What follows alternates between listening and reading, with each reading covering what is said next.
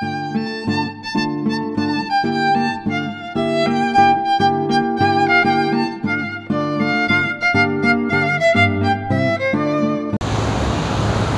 guys, this is Lada from Astrology.com with your monthly horoscopes for November 2016, shooting from Chill, California.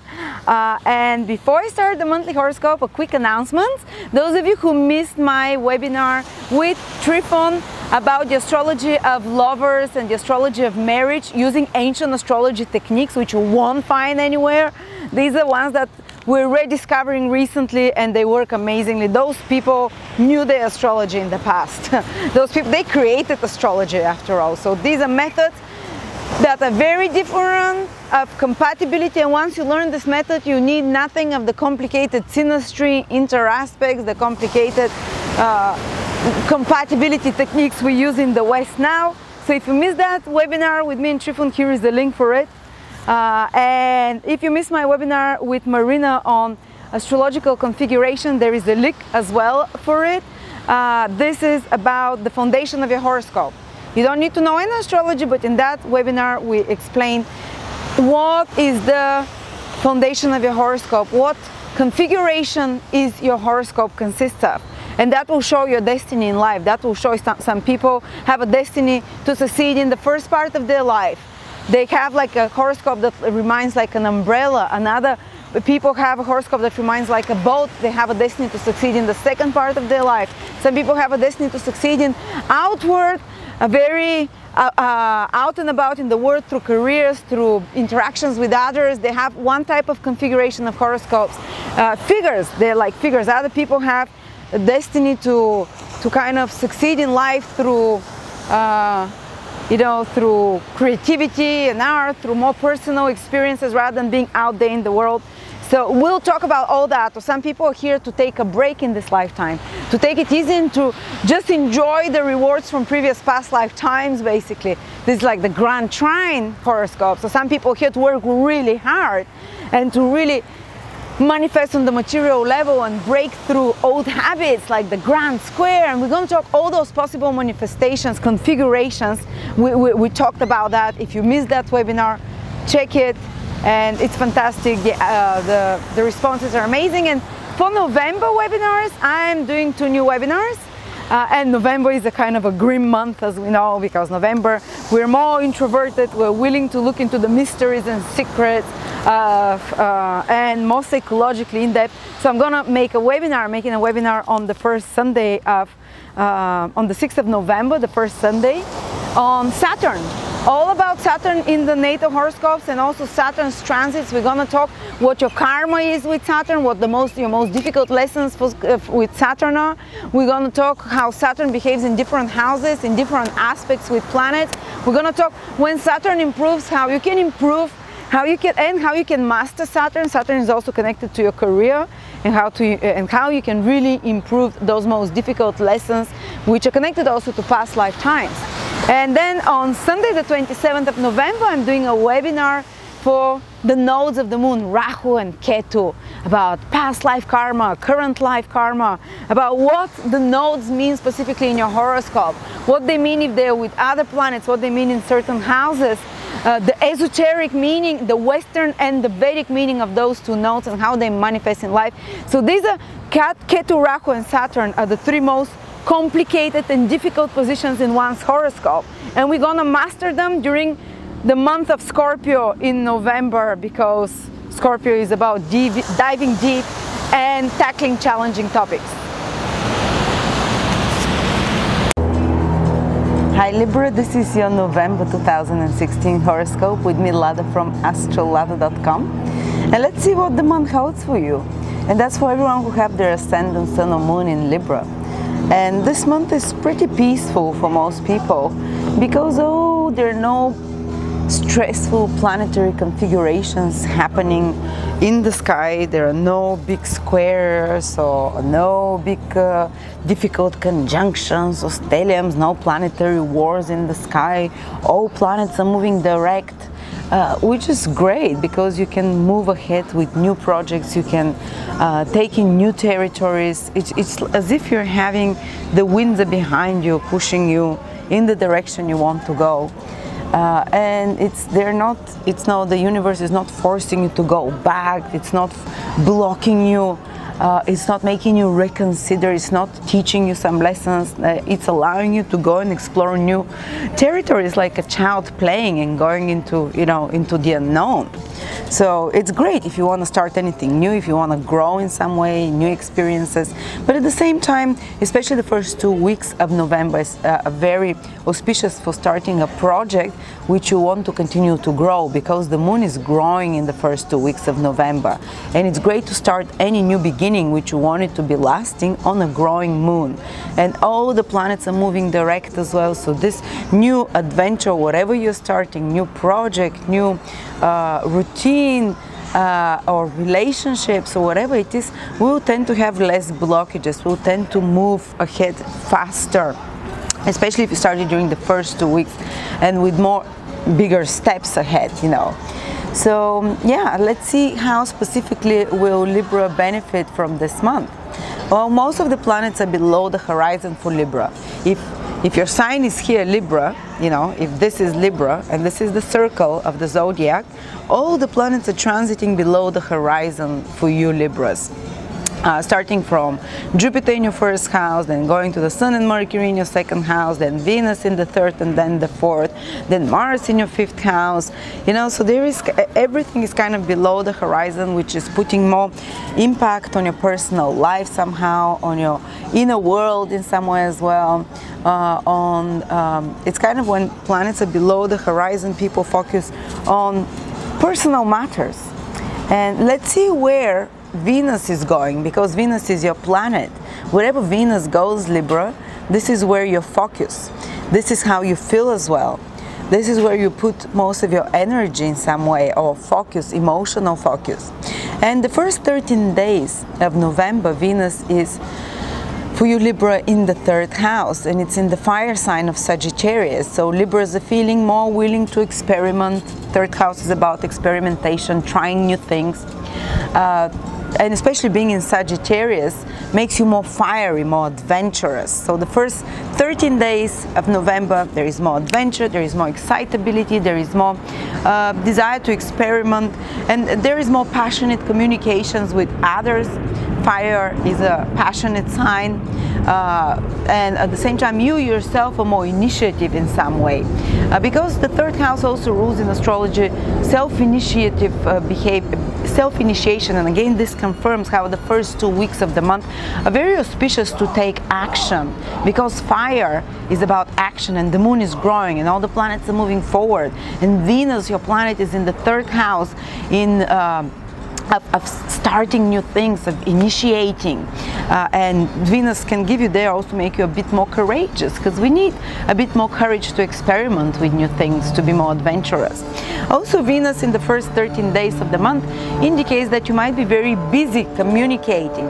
For example, if you happen to be Libra and be in the media, or be in some kind of careers which are connecting with writing, with speaking, with communications, with information of any sort, with matters of travel of any sort, which is all third house, which is, say, if you're a teacher, if you're a lecturer, if you're someone like me that has a blog or has to write, has to speak, if you're in administrative positions, if you're in advertising and marketing, if you're in any kind of white collar positions, when you're using the logical brain and the practical brain and your skills, which is all the third house, Venus in Sagittarius is helping you in the first 13 days achieve those goals with more enthusiasm, with more passion, with more intuition, because fire is very intuitive.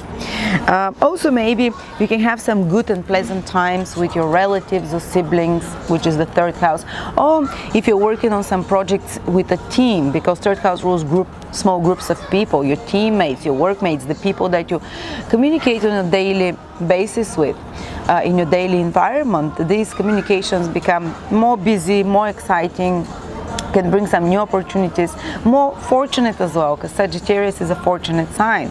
So it seems like almost Libras are feeling more positive, more excitable the first 14 days. There is an increased flow of information, being busy, moving to and fro, maybe having some small short trips here and there, because third house also rules movements, having to travel a little bit more, having to move more, being more curious and interested in the world around.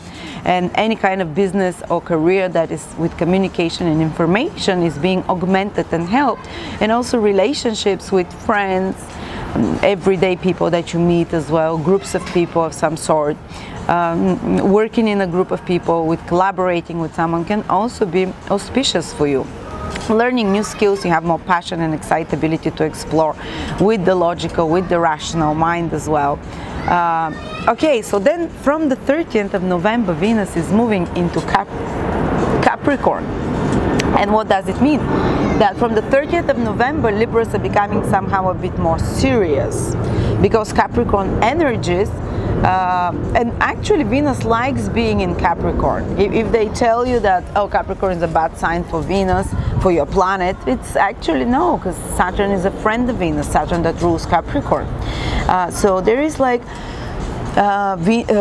Libra people start kind of becoming more serious, more practical, which is Capricorn energy, and especially they approach a more rational and practical way in sorting out personal matters, because Venus will be in your 4th house till the end of the month, which is kind of, say, doing something practical around the house, sorting out something, getting more serious and sorting out and organizing and sorting out the structure and the organization in regards to your family, in regards to something to do with property, in regards to something to do with relocation, working a bit harder as well, because Capricorn is a sign of, you know, having my serious head on. Now, after experimenting, Venus, your planet, being in Sagittarius and being excited, now you kind of get down to the serious work, but this serious work is focused on personal matters of some sort. So it gives you the second part of November more somber state of mind, more responsible state of mind, more hardworking state of mind, and with such you can approach personal matters and matters of family, and you actually can solve such problems, so kind of ease difficult relationships with family members, or beautify your home, for example, because Venus is the planet of beauty, of bringing balance and harmony in some sort, in anything to do with your personal environment, with your family, with your home in some way, you know, so kind of, again, positive energies, but you just feel a bit more serious from the second part. Also, the first part of November, the Sun and Mercury are in your 2nd house of finances, so there is a lot of focus on practical and material matters of practical and material nature, on sorting out financial assets, material situation of some sort, maybe putting into order, because Mercury is the planet of organization, so the first part of the month Mercury is in your 2nd house, Libras, so putting order maybe in your budget, organizing something with your assets, maybe with your possessions, ordering them around, reorganizing them, approaching them with a more practical, rational mind again, which is Mercury, with more penetrating insight as well, because Mercury is in Scorpio in some way, sorry, not in some way, it is in Scorpio. And even bringing you some new opportunities, financial opportunities, because there is a new moon at the beginning of November in your 2nd house. And new moons it's about, so the first 2 weeks is about finding new opportunities, or hearing about new opportunities connected with financial and material gains, with increasing, and it's not necessary that you get new finances now or new resources. You might just get the opportunity or an idea about those things, and it might take a few months till you have a full moon in the 2nd house, because the full moon is, you see the fruition of your efforts in regards to that 2nd house, which probably started about 6 months earlier, but there is kind of a renewal of those, almost like when before there is a full moon, there is kind of a low point in regards to the 2nd house matters, and it might feel like a low point in that area. So the new moon comes at the beginning of November in your 2nd house of finances, and you get new ideas. So you can start growing again till the moon becomes full 6 months from now in your 2nd house, so you can see the results of those new material financial situations that might appear as ideas or opportunities in your life. or situations that can bring more assets in your life or more resources of some sort. Okay, what else is happening? Well, you're gonna have Libras, also Mars, which rules your relationships, because for Libra, Mars rules the 7th house, going into the 5th house of amusement, fun, dating, so kind of a little bit connected. 7th house is serious relationships, 5th house is flirting, is having fun, is dating in some sort, romantic feelings. So maybe your partner becomes a bit more romantic, expressing his romantic feelings. Also, maybe you become more and also this 5th house where Mars will be, and it goes there from around the 10th of November. It will stay for a month and a half. This happens once every 2.5 years, so it's a rare opportunity. But when Mars, the planet of your relationship, goes into the 5th house, which becomes the 11th from the partnership, is you can gain something from a partnership. It might be a business partnership that gives you some gainful results, or that activates you towards your partner, gets activated in some way to be more gainful, for example. That's another way it can play out. But overall, the 5th house rules your children as well. And when Mars, the planet of energy, goes there, there might be, and Mars also rules your 2nd house. So it's kind of when the Lord of the 2nd house goes in the 5th house, it's a lucky house. You get new creative ideas. Look how it coincides with the new moon in your 2nd house of resources, which brings new ideas. New moon is about new things. And the Lord of the 2nd house goes in your 5th house of creativity, of creative mind that is inspired through God somehow, or not from the higher mind. So kind of there might be new creative ideas that come to you in regards to how to maintain or increase your finances, and actually you act on them, because Mars is the planet of action. And it might be more mental activity, because Mars will be in Aquarius, which is an air sign. So it's kind of like more mental, creative ideas that come to you, which are connected with some kind of business partnership, 7th house, Mars rules the 7th house, some kind of personal partnership, how to be more creative, how to be more inventive, how to reinvent your relationship in some way by being more romantic, more playful. And this comes to you through the mental considerations, through the mind. Or also it can come to you in regards to 2nd house matters, which is resources, finances. And this continues for a month and a half. I say big part of December as well, Mars is in your 5th house. So maybe you won't feel it immediately from the 10th of November. But if you listen to this prognosis towards the end of November, you'll say, oh my God, yes, I got some ideas, new ideas that came in regards to my relationship, business or personal relationship. So with clients, 7th house rules clients as well. This might be like some new actions that you undertake, which somehow can more aggressively help you source out clients. And these ideas are more inventive, they're new. You haven't done it before, you know, because 5th house is about new creative ideas. And also if you have your own personal business, which is the 5th house, which is like our child, even if the business is not creative, it can help you be more, Mars in the 5th house can help you be more competitive in regards to that business, can help you be more driven to make things happen there, because Mars is action and willpower. And even if some little crisis situations appear, you solve those very quickly with the power of your mind. Mars is in an air sign, in Aquarius, and Mars is the planet of solving problems with willpower and will attacking the crisis situation immediately. So Mars helps you do that through creative intelligence and through kind of mental activity that you can, and some kind of communications, because Aquarius is communication. So, but by getting involved actively with some groups, or searching for the help of certain groups or organizations, which is what Aquarius rules. Okay, what else? Children. Your children is the 5th house. They might be playing out a bit more, be a bit more rebellious, be a bit more independent when Mars is in your 5th house for a month and a half. They might kind of, because Mars is an independent planet, and Mars is kind of, you know, there might be some arguments and more tension. How do you solve this tension if your children are playing out? Through communication. Treat your child as a friend. Mars is in Aquarius, the sign of friendship. or treat if you have students, it would be the 5th house as well. Treat your students as friends and communicate with them. Try to rationally resolve that matter. Don't force your willpower on them, which Mars would usually like to do. When someone confronts you with anger, or if someone confronts you with, displeasure, which is martial quality, or with a crisis situation of some sort, you tend to want to act out as well. But Mars is not in a fiery sign.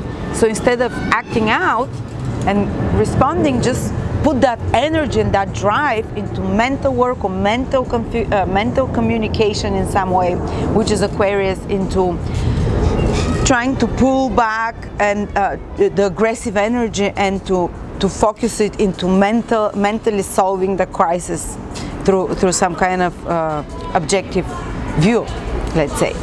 So yeah, that's how I see most of the months going for you, Libra. Interesting things that are happening. Oh, also 5th house is romantic life, our romantic life, so we get more initiative. And also our partners might get more initiative to pursue romantic experiences, because Mars rules the 7th house, but Mars is also our own energy. Just in Libras, often what we want to do as Libras might be reflected to us through others, because Libra is just a sign that acts like that if it's your Ascendant, Sun or Moon in Libra. But what happens is that you might more actively pursue romantic experiences. You might more actively pursue experiences of fun, experiences of joy, experiences of amusements of any sort. And coupled with the first 13 days, Venus is in your 3rd house, which is like you're attracting more adventure. You feel, because Venus is you're feeling more adventurous and excitable. And then the second part, when Mars goes into from the 10th onwards into your 5th house, you become actively pursuing again adventures. They are more fun as well, because 5th house is a fiery house, even though you have an air sign there.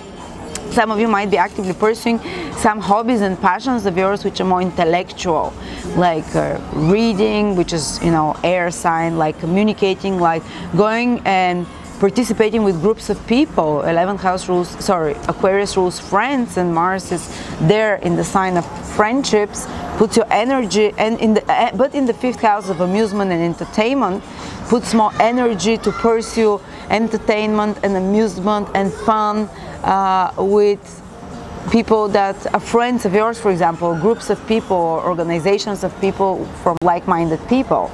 And yeah, well, we can think of hundreds of different combinations what this means. So yeah, this is the overall meaning for you. And just to mention a few people, Jupiter continues to move ahead, the planet of luck and opportunities, into your sign, Libras. And who is going to benefit? Libras that are born from, let me see, Libras who are born from the 10th degree in Libra till the 18th degree in Libra will feel Jupiter moving over their Sun, Moon or Ascendant for the first time in 12 years conjunction. It's an opportunity once in a 12 years, because Jupiter is the planet of expansion, of growth, of getting some clarity, of getting some powerful opportunity which can impact you for 12 years. It means that people who are born, who have their Sun from the 3rd till the 11th of October, the Sun is a 10 till the 18th degree in Libra.